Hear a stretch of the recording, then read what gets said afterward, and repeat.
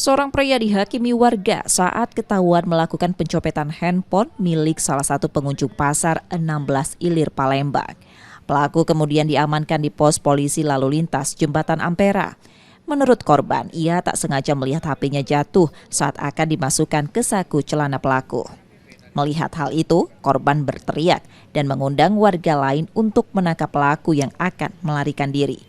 Belakangan pelaku diketahui bernama Rahmat Sulaiman, 27 tahun, warga Jalan Fakih Usman Seberang Ulu 1, yang dalam pengakuannya sudah beberapa kali melakukan pencopetan.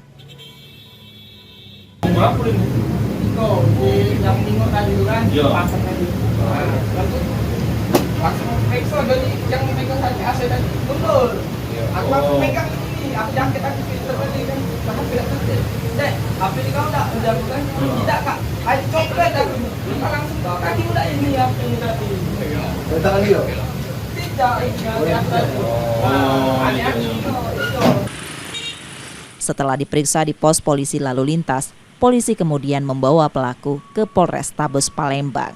Yudi Kiswanto, Kompas TV, Palembang, Sumatera Selatan.